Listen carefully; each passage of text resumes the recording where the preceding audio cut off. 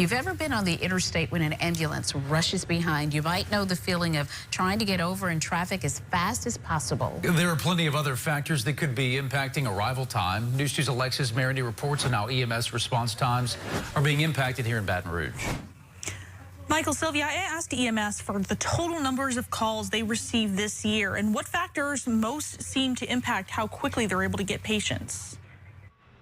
When a job involves driving, some things are sure to impact it. Yeah, traffic's just a part of our job. However, for EMS, getting to someone quickly is vital. It does seem over the past, say, 10 years or so, obviously, we've had way more traffic congestion than normal. Data provided by EMS shows the number of calls received in a year. It also shows the hours of the day that get the heaviest call volume. There's a national average, about 9 minutes, and we're running right at the 9-minute mark right now. Harris says in Baton Rouge, they receive about 100 to 150 calls in a 12-hour period. The data shows that most calls happen during the lunch hour, and there's another peak on Thursday afternoons. Lots of new construction around here. There's new apartment complexes popping up around town. You're going to have more traffic in areas that you typically may not have had traffic in before, so that is something to contend with. There are multiple traffic projects around the parish, which Harris says adds another layer of obstacles. When drivers need to get over to allow an ambulance to pass, But sometimes there's just nowhere for them to go.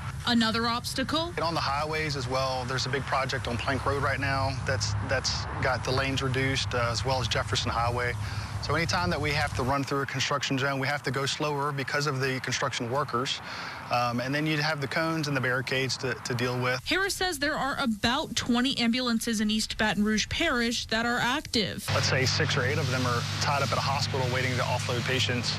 Then you might have an ambulance coming from a different part of the parish. So if you're in Zachary, our closest ambulance, might be in the middle of the parish. To reduce times, he says they are adding new stations around town, including the newest one on Connell's Village Lane.